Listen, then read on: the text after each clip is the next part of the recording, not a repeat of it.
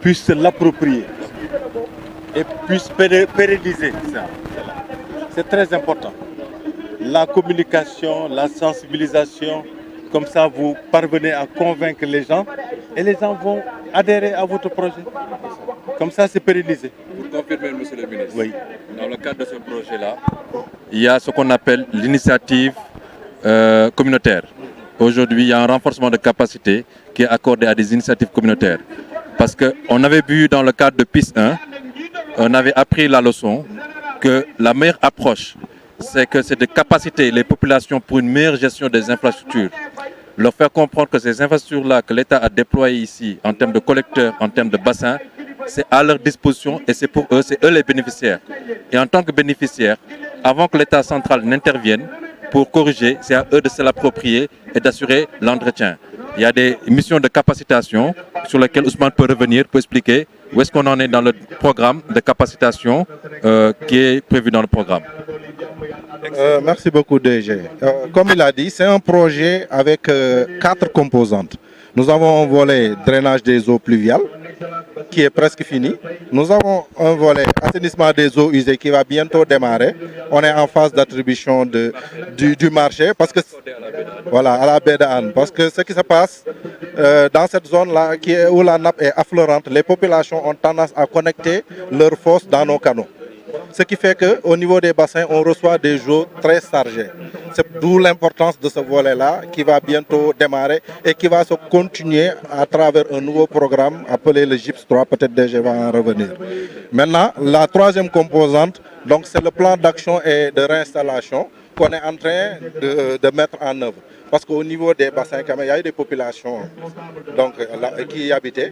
Ils ont été indemnisés et déplacés vers d'autres zones pour nous permettre de réaliser donc, nos ouvrages. Et le troisième volet, c'est l'IEC et le renforcement de capacité de l'ONAS. L'IEC, comme dit DG, on a appris la leçon de PIS 1. On avait un déficit de communication, on s'est rattrapé sur PIS 2, donc on a pris un cabinet en charge donc, de cette communication qui travaille tous les jours avec les populations. Donc, ils sont dans la sensibilisation sur la gestion des déchets, la sensibilisation dans les risques d'inondation et dans la sensibilisation même sur la gestion des aménagements aux abords des bassins. Parce que ce qui s'est passé, on a vu qu'aux abords des bassins, si on les laisse comme ça, c'est occupé souvent par des charretiers ou des mécaniciens. Mais voilà, on a décidé d'aménager ces abords-là et c'est une démarche participative qui a été adoptée. Donc la mission IEC a travaillé avec les populations pour arrêter les types d'ouvrages qu'ils aimeraient avoir autour de ces bassins-là. C'est des terrains de foot, c'est des espaces de jeu pour enfants, des espaces de musculation, en tout cas en fonction des besoins des populations. Et l'autre volet, maintenant, c'est le renforcement de capacité de l'ONAS. Tout le monde sait qu'aujourd'hui, en termes d'exploitation, c'est l'ONAS aujourd'hui qui gère cela. Donc, tous ces ouvrages-là seront intégrés dans le patrimoine de l'ONAS, seront reversés dans le patrimoine de l'ONAS. C'est pourquoi, dans le cadre du PIS 2, nous avons prévu de renforcer l'ONAS. Aujourd'hui, nous avons démarré un programme de curage, d'entretien et de curage de tout le réseau qui a été mis en place sur PIS 1, depuis PIS 1 et PIS 2, et même les bassins vont être curés. Et dès la semaine prochaine même, le curage au niveau des bassins va démarrer. Parce que depuis le début, on était sur le curage des canaux au niveau de Tian, Diaksao, Thiaroye-Gare. Voilà, on était au niveau de Tian, Diaksao, Thiaroye-Gare. On vient d'attaquer Guinaw Rail Sud. Et voilà, dès la semaine prochaine, on va attaquer les bassins. En plus de cela, l'ONAS sera renforcé en outillage. Donc, c'est des EPI, des équipements de protection. C'est des pompes aussi et des groupes électrogènes mobiles pour pouvoir se déployer en période hivernale dans les points les plus névralgiques. Et l'autre point, c'est un marché de télégestion qu'on vient de terminer. Toutes les stations aujourd'hui de la zone vont être télégérées par l'ONAS. Aujourd'hui, dès qu'il y a un problème, l'exploitant reçoit un message qui lui dit que telle station, telle, voilà. Le réseau d'assainissement aussi, voilà. Il y aura un pilotage aussi digital. Digital, voilà. Il y aura à travers son ordinateur le point où il y a le point d'encombrement pour qu'il puisse intervenir directement voilà. sans pour autant obstruer tout le réseau. Voilà, et puis ça leur permet de réagir très rapidement.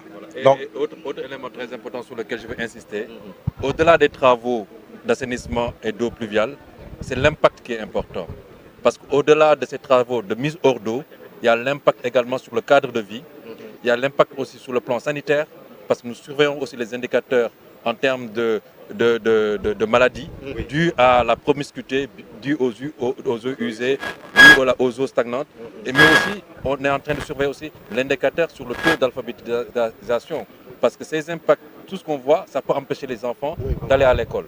Donc voilà, tous ces éléments-là sont en train d'être surveillés et les indicateurs seront mis à disposition dès que c'est fait. Voilà. C'est l'AGETIP, l'entreprise aussi avec qui nous travaillons depuis PIS 1 et ils peuvent suivre. Voilà. les délégats de la phase. Merci beaucoup, monsieur le ministre. Là, j'ai mon DG et il me donne. Voilà, merci beaucoup. Donc, le projet PIS, nous gérons ça vraiment avec les populations, pour vous rassurer. Parce que ce projet a commencé depuis 10 ans. À l'entame de ce projet, pour ceux qui connaissent bien le milieu, les gens vivaient 12 mois sur 12, pieds dans l'eau. Donc, avec PIS 1, on a commencé par soulager de façon drastique vraiment les populations. Avec vraiment beaucoup de populations qui nous accompagnent aussi dans ce projet-là. Et ce projet, c'est composé de 2 phases. Le projet de PIS, dans le cadre de l'inondation, c'est composé de 2 phases. La première phase est déjà terminée depuis 2018. Et nous sommes dans la deuxième phase qui est aussi en cours de finition. Et plaise à Dieu, d'ici décembre 2024, nous allons achever aussi la phase 2. Mais toujours est-il qu'il y a des points quand même assez sensibles qui restent parce que c'est une question de financement et en fonction des dotations dont nous disposons, nous faisons avec. Mais quand même, on peut dire quand même qu'à l'étape actuelle, on est suffisamment avancé dans l'exécution de ce programme. Et ce qui est aussi important de souligner, nous ne nous limitons pas simplement dans notre champ d'action. Nous avons des ouvrages primaires à réaliser jusqu'aux ouvrages secondaires, mais il va rester les tertiaires. Et par rapport aux tertiaires, nous essayons, chaque fois qu'on est dans un milieu donné, on essaie d'aller, collecter les eaux qui sont au niveau des points bas. Et nous le faisons de façon collégiale avec les populations qui nous indiquent eux aussi les points bas qui leur posent problème. Et nous, plus reculés, comme dans des zones qui sont reculées. Voilà, exactement. Voilà. Et donc, et ce projet, c'est important de le souligner, c'est un projet de restructuration. Et actuellement, nous essayons de faire aussi des voiries pour permettre quand même la gestion des ordures aussi. Mais il paraît que c'est votre télévision. Merci à vous. Mon frère, merci beaucoup. Merci à vous. Merci. Voilà. Merci à l'AGETIP, merci à APIX, merci au ministre des Forces armées qui nous a fait le plaisir de faire le lancement officiel du set-setal national au niveau de Diamaguène Sicap Mbao. Ce n'est pas un hasard si monsieur le maire, l'honorable député maire Cheikh Aliou Bey a pris l'option de venir dans les Darou.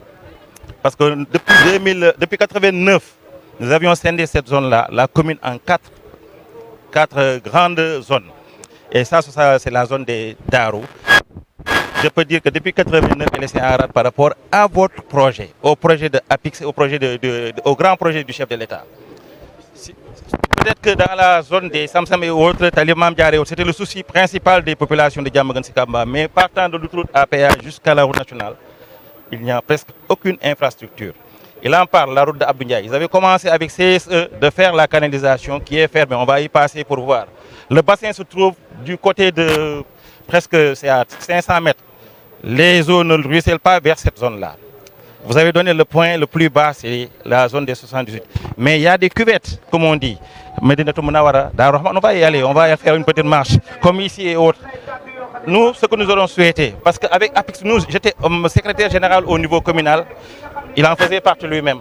Ceux qui accompagnent l'APIX pour le part, PIS 1. Malheureusement, tout est justement.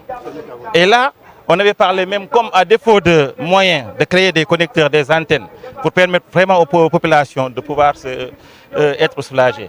Chaque année, depuis 1989, chaque année, c'est l'éternel recommencement. Des motopompes, une moto tractopelle avec l'appui du maire qui vient faire le drainage. Et à partir de là, nuit et jour, pendant 6-7 mois, nous sommes dans les eaux. Et vous avez vu, même dans les maisons abandonnées ou autres.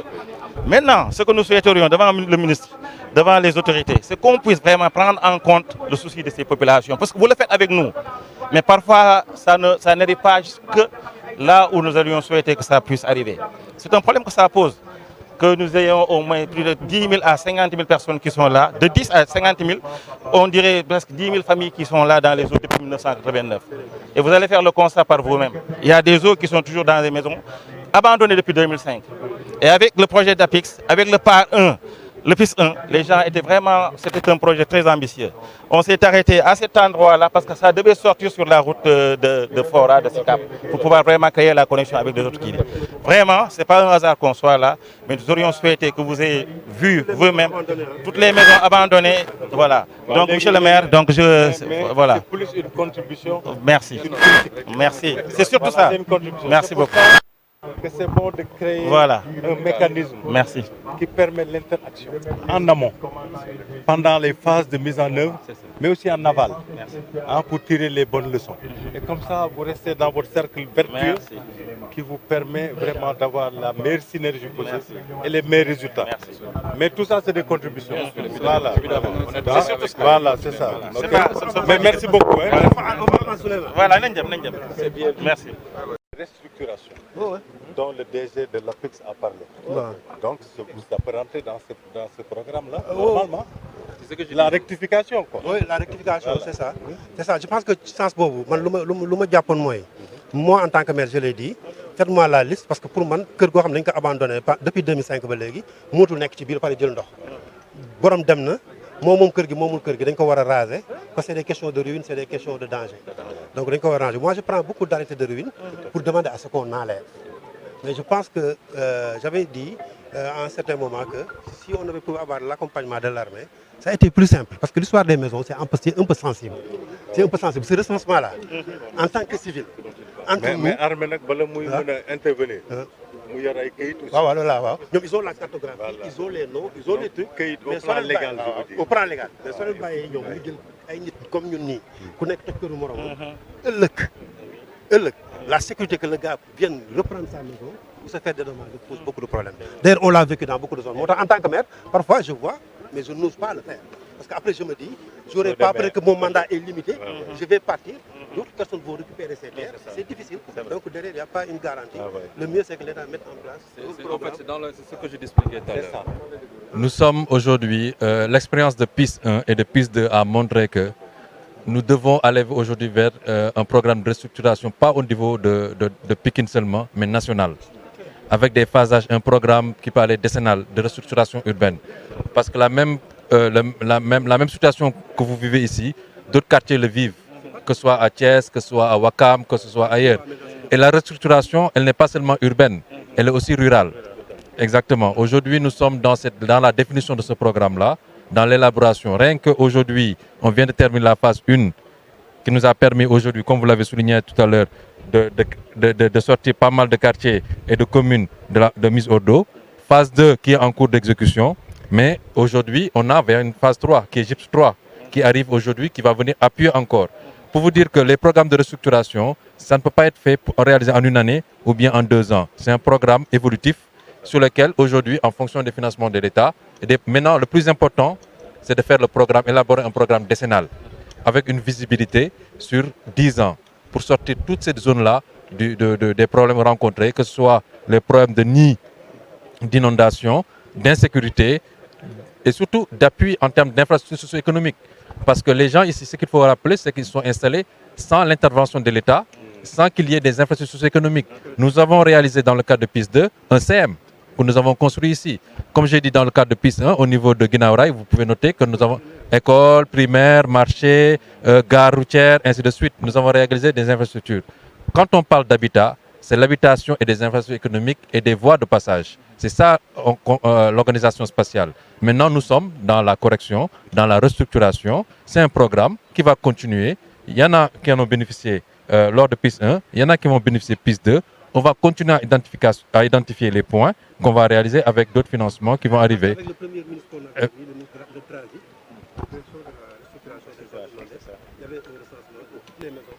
Tout à fait. Il y aura un programme très vite, voilà. Voilà. Exactement. Nous sommes pour le moment là et nous allons continuer le travail.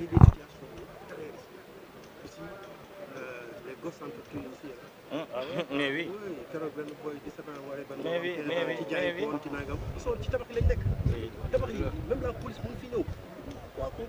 Mais oui. Il y a 100 maisons Abandonné dans les eaux.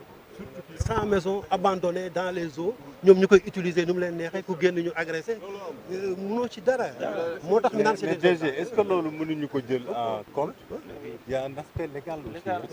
Il faut essayer de gérer au niveau de l'État pour que ñu mën ko raser aussi. waaw après que ñu On va le prendre en charge. Voilà, je pense. Hein. il faut Parce que le vraiment statu détruire quo ça. là, Détruire ça ces n'arrange maisons de 20 personne ans, aussi. 25 ans, Effectivement. des maisons abandonnées pendant 15 ans. Tout à fait. Tu vois, xaj yu ragé yi nekk ci biir di màcc xale Oui, yi. ah oui, oui. Donc pour nga def Ah, débauche dafa yomb. mais le jóg leen ci wàllu c'est une urgence. Hein. C'est une urgence. Et mieux, Le jour où on le ferait, population yi nañu noyyiwaat. Ah. j'ai tenu à venir ici parce qu'il y a 3 ans de Mbaa ça. benn xaj nekkul foofu. Non, on nous parlait de Boa. Non, nous dañu parlait wax de yeew. Boa. Yeew lañ ñu Dina ma xool wax. gaale di xool gaale di xool kër. Africa monsieur Kane nekk fa ñoom ñoom Jalla waaye ak Ousmane Ndiaye ñoom Fall ñu gis na ñoom at yëpp ñu ngi dem ci sensibilisation ci quartier def ay voyage mais def ay causerie def ay caravane wax nañu toppatoo fase yi sagal baax na waaye ba ne taxal boobu loolu moo waral nag waa APIX yëpp takku taxaw directeur général u APIX bi mu ñëwee yàggagul mais xam ne jàmbaar la fu mu jëm baax na parce que ñu waxtaan ak population bi te mi ngi leen di boole te nag liggéey moom boole la ba gis nañ directeur APIX bi mi ngi ay activité yu am solo kon directeur APIX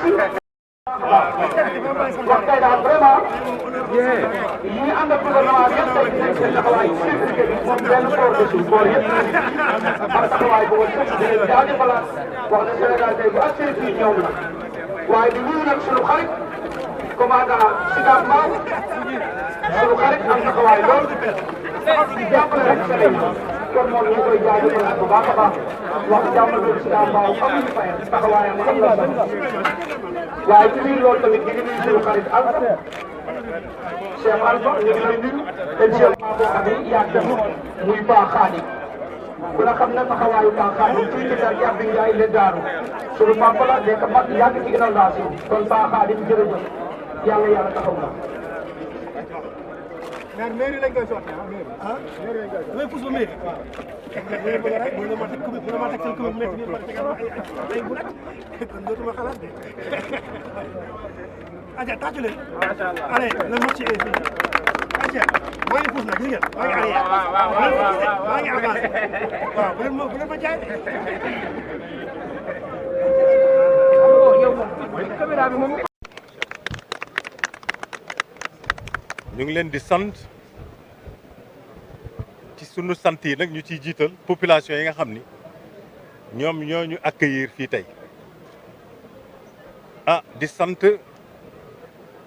ñi nga xam ni ci population yi ñoo yor mbirum aada ci biir population yi yor mbirum diine di sant monsieur le maire ak équipe am yi nga xam ni ñoom ñooy jàppale population yi pour régler seeni problème di sant aussi préfet bi nga xam ni moo fi nekkal administration di sant suñu partenaires yi sànq tudd naa leen muy APIX muy AGETIP muy ñeneen ak seen partenaires yi ñuy liggéeyal pour mën a dimbale population yi di sant suñu mbokk forces armées yi nga xam ni ngeen ko gisee ñëw nañu en masse pour jàppale population yi te loolu suñu forces armées dañ leen ci xam ndax suñu mag yi nga xam ñoo ñu fi jiitu ñoom noonu lañ daan def saa yu leen réew mi soxla dañuy kontaan ci ñëw pour servir réew mi ñu leen di sant yéen ñëpp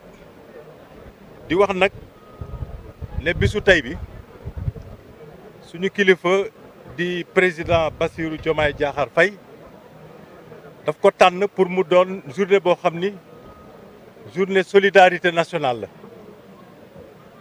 journée boo xam ni journée investissement humain la mais aussi journée la boo xam ni journée mobilisation citoyenne président Diomaye ak gouvernement bi nga xam ni premier ministre Ousmane Sonko moo ko dirigé dañu bëgg ci journée bi ñu jéem cee góorgóorlu daa di setal suñu dëkk yëpp setal suñu village yëpp pour que réew mi set parce que xam ngeen ni set au-delà image bi muy joxe dafa am ay conséquences yu bari ci fànn bu ne surtout ci fànnu santé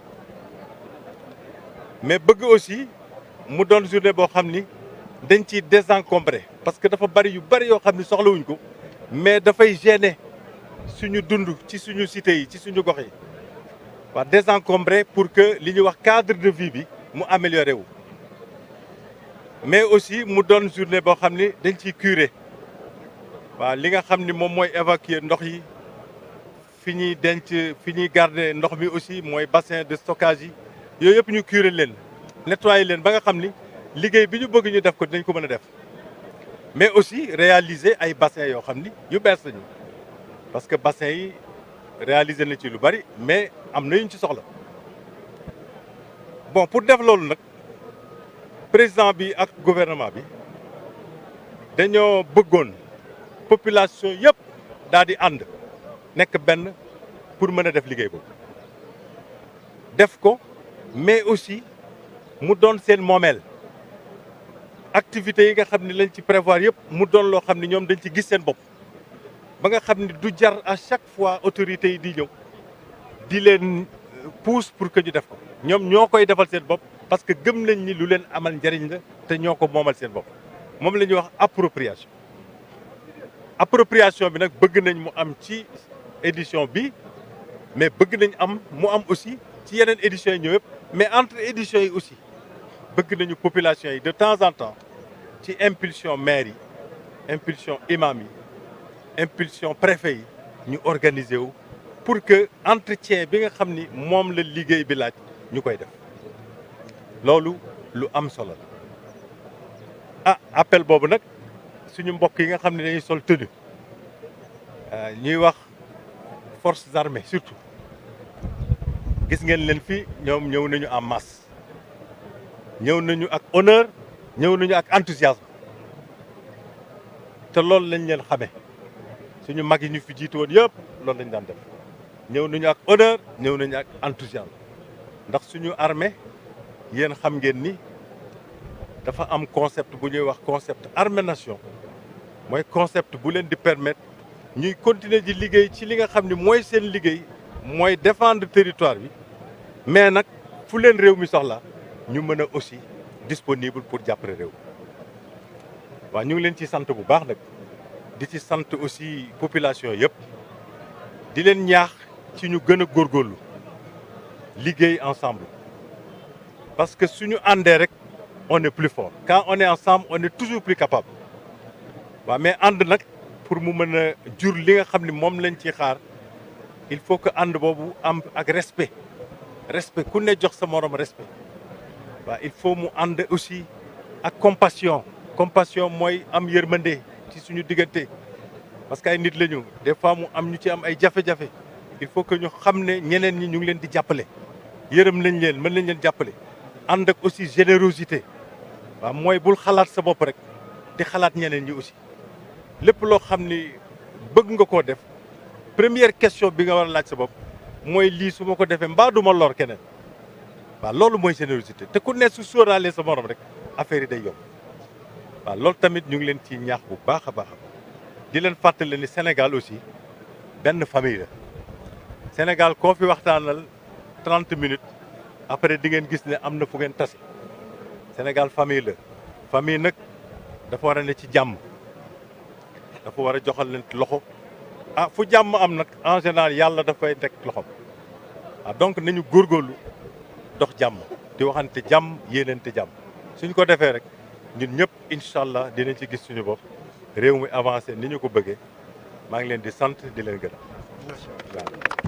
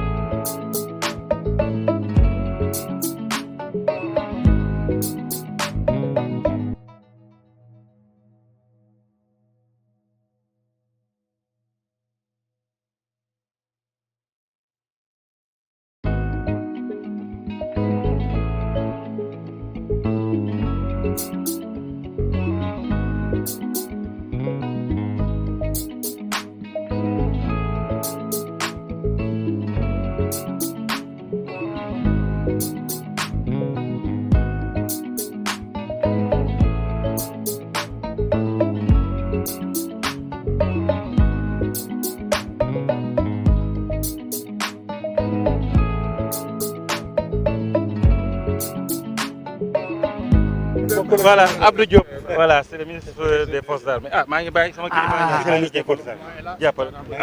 sant bi. le général Abdou Diop.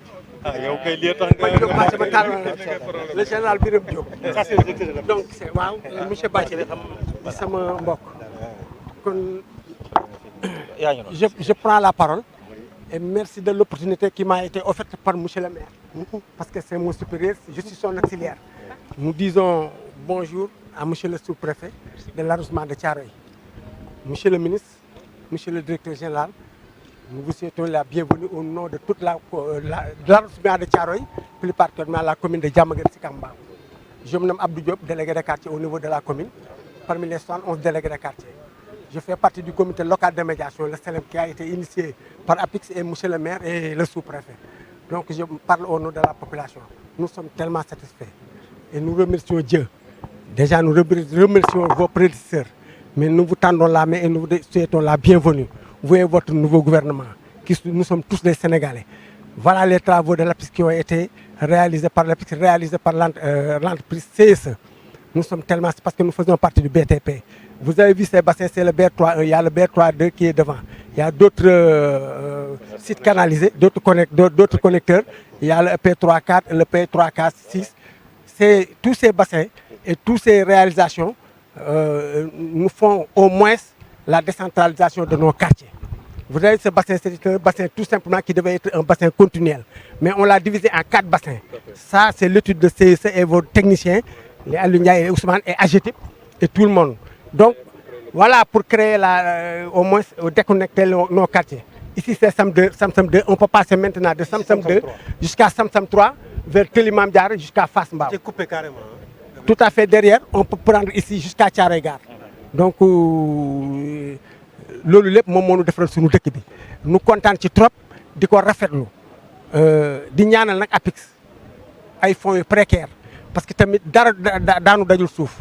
mais lu ne dara du doy ci àdduna mais ñuy ñaan li mu fi jot a defagul ñun gis nañu ñun na amaat xaalis bu bari nan ko rempliraatal xaalis bu bëri nag zone bi mën a réglé wu parce que fii ba ginnaaw raay la ba Fass Mbao muy Pikine irrégulier sud di piste 1 piste 2 kon nu ngi ñaanaat beneen piste 3 boo xam ni day dugal ay secondaire muy ci canalisation di dugal ay secondaire ci sunu quartier yi bu ko defee quartier yi mën jubóo quartier yi mën a jubóo kii c'est un délégué de quartier waaye maa ngi leen di sant waaw kon nu ngi ñaanal président Diomaye et son gouvernement di ñaanal le premier ministre di leen ñaanal les directoires yi di ñaanal le ministre voilà ce qu'on dit l'armée a été remis à l'armée parce que le ministre des forces armées maintenant c'est un général on n'en a plus rien à dire donc du haut en bas c'est l'armée non mais mon fils est dedans il est au Batrin à Bel-Air. Oui, dans le job, oui, tout est armé. Oui, tout est armé. Donc, directeur Bathily, nous, on vous connaît. Xamoon nañ la démb tey da nga rampé waat yéeg si fekk fi say nawle ngeen ànd di liggéey kon du ñu tiit ndax xam nga luy kër gi vous êtes da nga nekkoon ci sol bi di yéegaat ba ñëw kon yow yaay borom kër gi yaay yow joxaat nañ la suñu bopp nag di la déglu waaye li ma la mën a wax daal mooy sa ñi ngi fi teg li gënoon baax li gën a neex maire mi ngi nii du ma weddi dañu déglu population bi.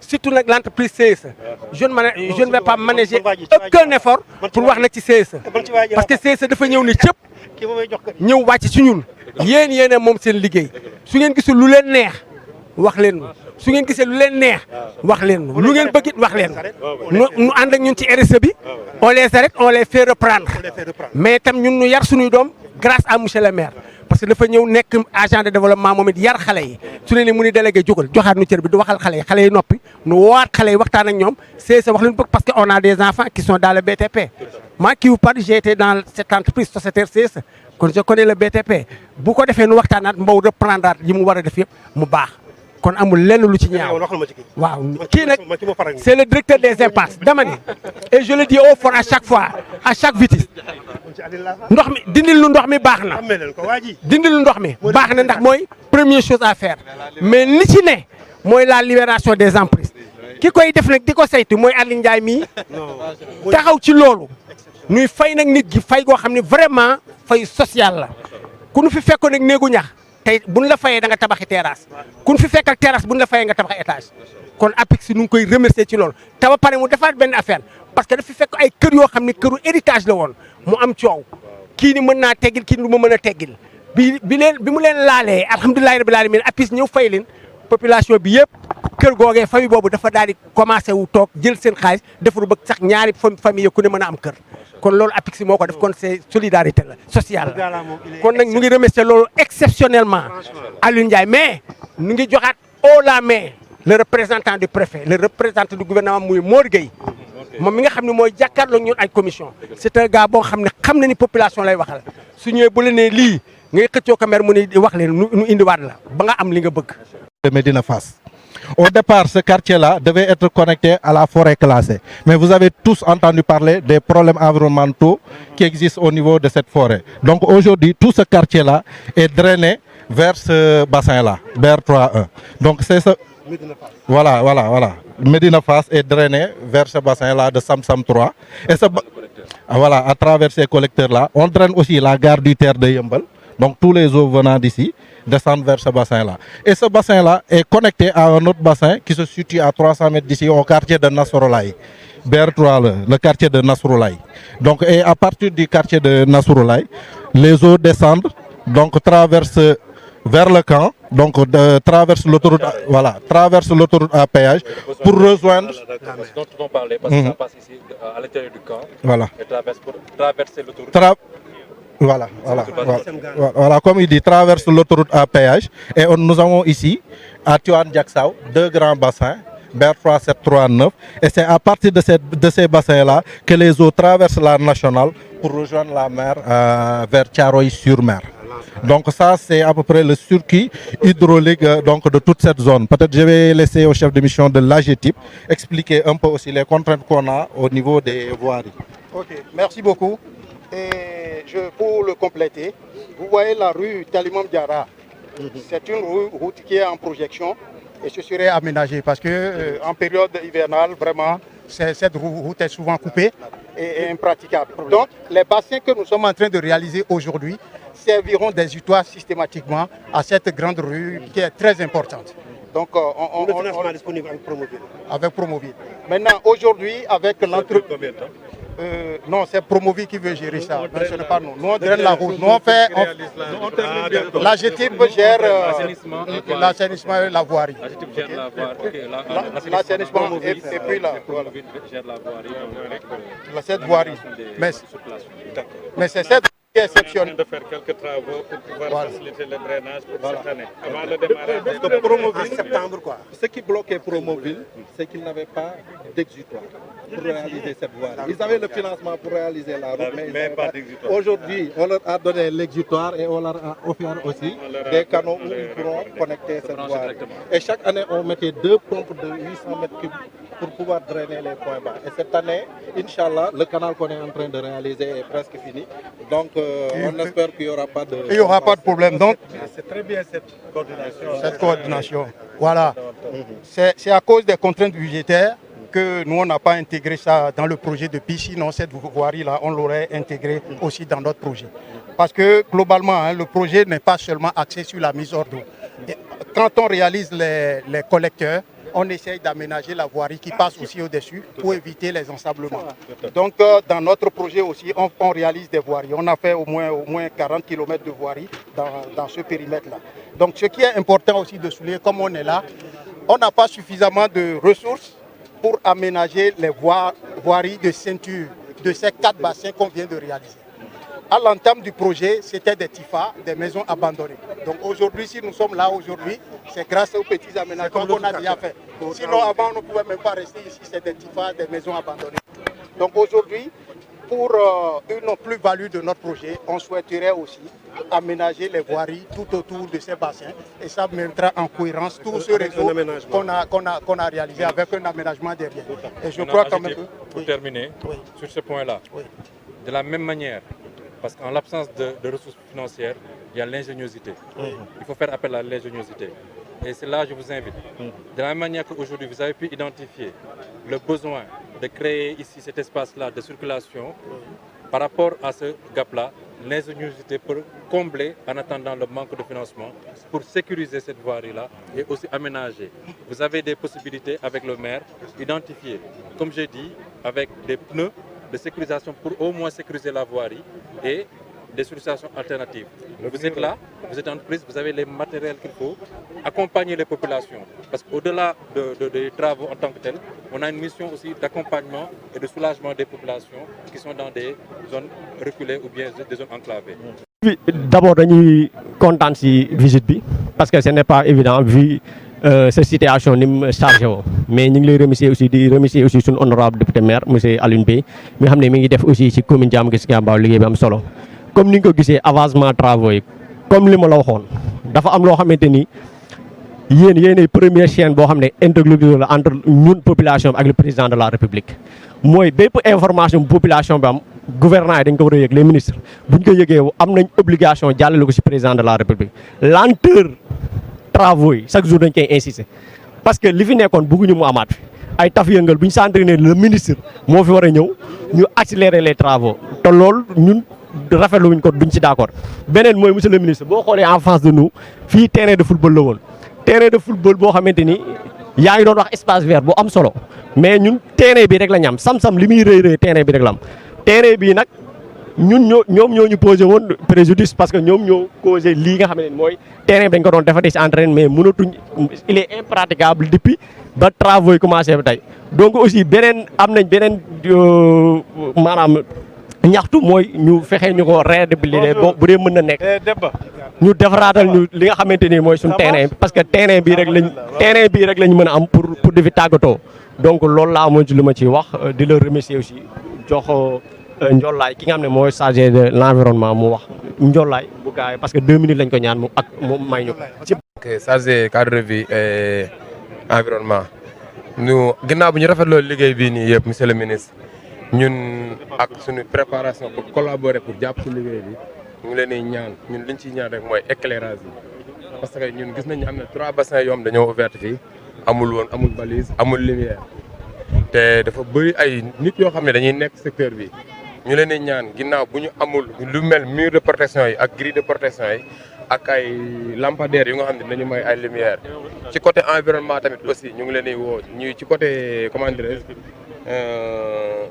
sanitaire ay antennes yu nga xam ne comme branché nañu canal yi mu jóge Fann Mbao fii ndox bi jóge ci dëkk yu ndawaan yi ruisselé dugg si biir mooy antennes yi nga xam ne dañu ñu ko promettre woon ñuy ñaan ngeen mën ñu see dimbali ba mu mën a ndox bi mën a accéder ci bassin bi. waaw voilà beneen bi topp maanaam mooy côté environnement bi parce que tamit boo xoolee ndox bi moo regroupé ndox yu nekkoon fii yëpp ak ay eaux usées la ñuy ñaan bu ñu mënee may ci côté environnement ndox boo xam ne dinañ ko mën a pompe def ci ay produits yoo xam ni dina wàññi comment dirais-je yàqu-yàqu tey wala mu servi parce que day am ay pollution parce que ay ndoxu foos ñëw nañ fi ay ndoxu usagé ñëw nañ ndox yëpp te bu yàgg day salté bu ñu ko mëneen traité ba nga xam ne ndox bi après du amaat problème ci environnement bi dañuy dimbali ci nawet bi surtout ñu dimbali ñu comme li ay bassin la ñu nag moom moo dëkk ñu fexe ba service d'hygiène di ñu pompal bassin yi nga am période d'hivernage parce que foofu la population bi di souffrir lu bëri ci ay moustiques ñu am ay anti moustiques yoo xam ne nañ ñu ko pompal en général nga xam ne ñun duñu na wàññi contamination feebar yi parce que fii seet nañ gox bi chaque nawet nit ñi xaaj bépp hôpital lañu tëdd loolu moo nekkoon suñu ñaxtu yoo xam ne ñu ne woon boo nga ñëwee ñu ñaan leen ñaxtu ko ak ay espace yu nga xam ne yi des ay fii ñu def ay espace vert parce que am nañ ay projet micro jardinage ay agriculture yoo xam ni waxtaan nañ ci demoon nañ ci récemment bëri wax leen ko ñu ñii di am connaissance de ko def nañ formation yi ñuy ñaan ñu dimbali ñu ba ñu mën a am ay micro jardinage ay emplacement espace vert ñu mën a décorer bassin bi loolu lañ leen di ñaan bu soobee yàlla. waxante ak yéen wala ñu koy waxante ak yéen mu leeru si damay bañ ñu jóge fi dellu après 6 mois ñu ni mais pourtant waxoon nañ ko ministre bi affaire forces armées la yore.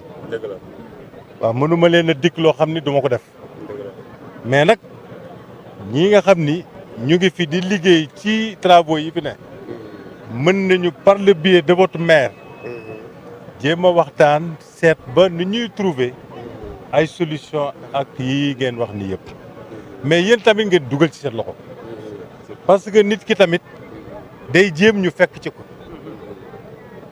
su ngeen espace vert par exemple mais mën ngeen ci dara mën ngeen a commencer su ngeen commencer seen maire day ñëw waa APIX ñëw keneen ñëw donc yéen tamit il faut que ngeen initier yoo xam ni yéenay wane ni ñun kat lii lañu bëgg après ñeneen ñi fekk leen su nga boolee loolu lépp nag waaye yàlla mën na def fii ak lu néew yu bari ci seeni problème ñu mën ko régler waaw loolu daal laa bëggoon aussi parce que man bëgguma même fu ma nekkul ñu may wax loo xam ni ne damaa joxe sama kàddu te respecté wu ma waaw loolu tamit bëgguma ko moo tax tamit ma bëgg leen leeral ne bëgguma fay jóge ngeen yaakaar ne man maa koy régler fekk du man maa koy régler voilà mën nañ koo partager nag waaw jottali waaw mais bëgguma leen wax gëmloo ne maa koy def te du am du dëgg voilà ñu bàyyi kon suñu frère bi bàcc di comme ça mu wax directeur délégué de quartier Médina Sam-Sam 3 di leen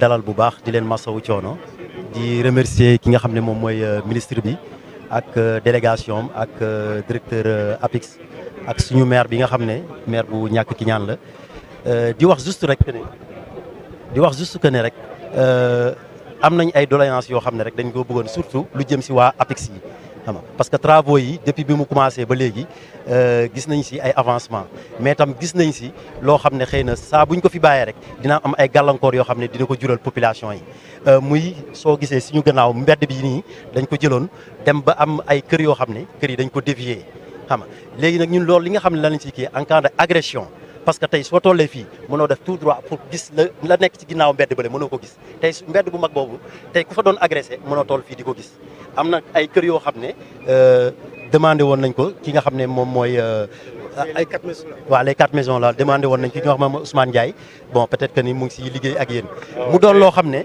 loolu waa APIX lañ koy demandé xam naa ne temps bi bëriwul mais loolu daal doon na loo xam ne lu ñu ñor la sëkk bi tam bi ñu sëkk fii kawe na ba nga xam ne ñu ngi ragal ndox mi asamaan si tawee te antenne yi génneeguñ ko ndox mi dina dellu si biir kër yi loolu daal moom la moo nekkoon loo xam ne tawat war nañ mën a am contentement monsieur le ministre parce que je pense que su fekkee suñu mission tey mooy nekkal fi population bi le fait que tey yow donte ministre des forces armées nga mais li ñu naan concept armée nation nga wàcc fii tey ànd ak population yi ñëw xool seen difficulté donte sax xëy na du sa prérogative mais nga ñëw rek nemmeeku si leen je pense que loolu noonu c'est tout à votre honneur et ñu ngi leen ci remercier bu baax ci descente bi ñun nag APIX ñu ngi fi intervenir yàgg na te di leeral population yi rek di dalal seen xel aussi parce que foo amul woon dara foo xam ne danaan taa année bu nekk tey ñu ne taa bi dañ na problème boo gis ci benn ngay dooree taa bi léegi fi ñu toll nii waxatuñu ko xam la nañuy wax léegi problème aménagement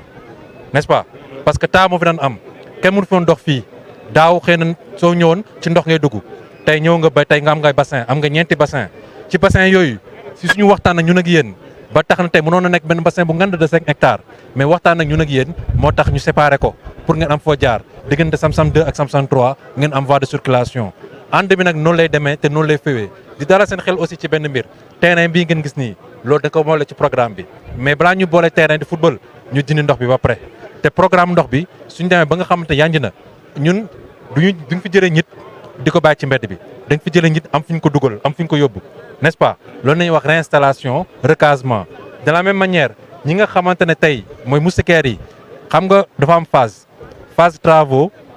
travaux boobu noonu su fekkee jeexagul ñu ne lan lañuy wax phase de contingence phase de contingence boobu nag mooy moustiquaires yi balaa nawet du ñëw kii mi mu koy wax li signalé léegi moustiquaires yi dina am aménagement bi dinaa instruire léegi sama équipe parce que ñu dañu am benn département environnemental dinañ ci liggéey ak monsieur le maire gis ngeen seen maire bii nii kenn gënu ko xam développement durable kenn gënu ko xam environnement li ngeen ko tànn def ko maire xamoo leen ko sax te programme yu muy liggéey ci li muy yëngatu ci yi nga xamante ne pour gën a suqali Diamaguène Sicap Mbao yéen xëy na amoon tuuti ngeen ci am mais dina taxawal fu nekk ci gouvernement bi ak ci assemblée bi ngir li war a ñëw ci Diamaguène Sicap Mbao parce que moom mooy commune bi gën a ngand ci Pikine bi yëpp te incha allahu rabbi ñu li ngi ci war a def yëpp dinañ ko motal ba mu sax dala seen xel aussi te xam ne que programme bi day wéy te dinañ ci kii li nga xamante ne mooy ñeenti kër yi nag monsieur maire ne wax na ma léegi ni que ak Ousmane Ndiaye c'est réglé que loolu dinañ kii mais nag insécurité du mbirum kër insécurité d'abord population bi la déjà population bi ba pare la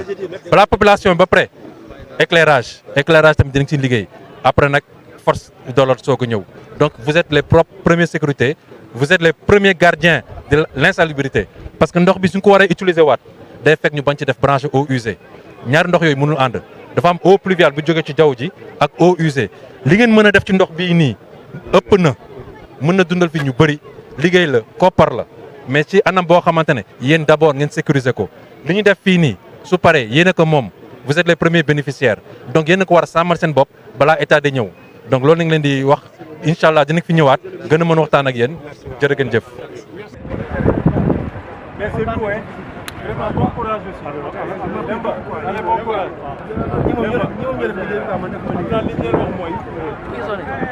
Au niveau local. Commencez leen. Bu leen xeeb dara loo xam ne su dee benn garab booy jëmbat su dee benn mbuus ngay for baax na mais il faut ngeen commencer dara jëmbat garab alors que espace bi mu ngi fi ndox maa ngi à côté man yàlla may na ma santé xale la kooku koy xaar. merci monsieur merci monsieur. non jarul xaar kenn. jërëjëf Diop. sa bopp nga koy defar. jërëjëf. donc vraiment loolu aussi ci la bokk. imam loolu mais ñi nga xam ne ñoom la yàlla teg ñu jiite aussi dañ ci war a dugal seen loxo. ñu boole loolu lépp nag kon maire bi aussi dugal ci loxo ñëpp ànd rek loolu lépp rek ci yéene ci yërmande ak ci responsabilité. jërë ngeen jëf. ñu ngi lay sant macha allah liggéeykat la de Baye Badara macha allah macha allah kontaan nañ ci yéen trop macha allah. amiin ak sa jërëjëf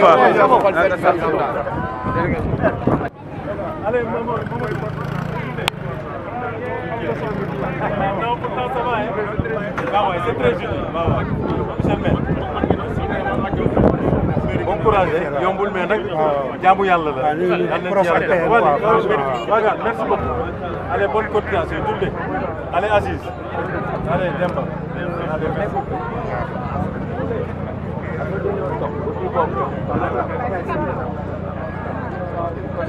Allez les gars, merci.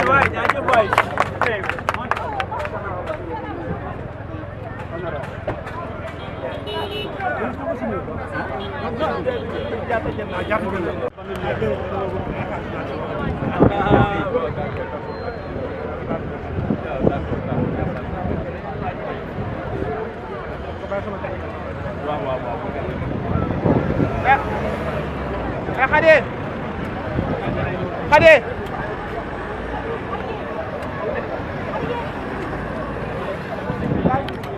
waaw asalaamaaleykum mbokk Sénégal asalaamaaleykum mbokk département Pikine asalaamaaleykum waa Diamaguène Sicap Mbao donc ñu ngi sant ñëpp di nuyu ñëpp di gërëm ñëpp kaddu yi tey du bëri ndax kaddu satisfaction la kaddu mbégte la di wax préciser que journée bii tey mooy journée bi nga xam ne mooy journée setal suñu réew nga xam ne président Diomaye Faye moom moo ko woote jaareele ko ci premier ministre am muy président Ousmane Sonko. te jàpp nañu ne ñun li ñu doon def tey du politique parce que c'est le ministre des forces armées moom moo ñëw ànd ak ñi nga xam ne ñoo yor armée bi ñëwoon ci Diamaguène pour jëmmal ak ñun concept armée nation. concept armée nation nag mooy askan bi xam ne li ñu sant ñun ñu war ko def te mu nekk suñu warugar ñun autorités yi ñoom aussi noonu lañu ci amee responsabilité te responsabilité boobu moom la. Le ministre en tout cas des forces armées ñëwoon pour wane Diamaguène donc teewaayam Diamaguène dafa mel ni teew na ci commune nekk Sénégal yëpp teewaayam Diamaguène parce que moom benn nit la rek mënul teew fépp loolu mooy premier bi. deuxième bi ñi nga xam ne ñoom la àndoon muy chef d'état-major des armées muy le haut commissariat de la gendarmerie muy le colonel de la LGI muy ñi mu àndaloon ñëpp la police et toutes les forces de défense et de sécurité seen liggéey bi ñëwoon pour wan nit ñi mooy que ni on peut changer mën nañ changer am réew te duñ ci def lu bari. engagement la am ak détermination ak respecter ay kilifa ak respecter ay dogal tey gis ngeen fi ñu taxaw nii biñ fi ñëwee waxtaan ñoom ñi fiy liggéeyee mécaniciens yi ñoom ñoo commencé jël oto yi di ko yóbbu ku ñu xam ne da nga fay gaare oto ñu yóbbul ko sa buntu kër tegal la ko moom lay wax nee na am na ci yoo xamante bi nii ci réew yu bëri ñoom yi ñu jot a seet gis nañu nit ñi buñ jugee taxaw mbir mi day sotti donc ay nit boo leen motiver former leen jox leen information bu doy comme ñoom li mu def tey ñu war ñu mu régler suñu problème bopp waruñu xaar police waruñu xaar gendarmerie waruñu toog ba ñuy tere wala ñuy yëkkati tey nag bis bu am solo la mooy bis bi nga xamante bi nii lancement la président Diomaye dafa ñëwoon Thiaroye uniquement pour lancer ko le ministre des forces armées préfère yi moom ñëw Diamaguène pour lancer ko ak ñun lancement boobu nag mooy tàmbali xëy def lu baax yomb na mais sax ci moo jafe ñun dañuy ñaan yàlla jëf ji nga xam ne yëkkati nañ ko tey mu sax ci biir Diamaguène Sicap Mbao mu sax ci département de Pikine ci biir Sénégal ba nga xam ne mbedd mu nekk bis bu nekk dina am activité boo xam ne ci semaine moom lañ ko jagleel muy set ak setal ak nettoyer loolu nag suñ ko mënee def population yi dañ ci yaakaar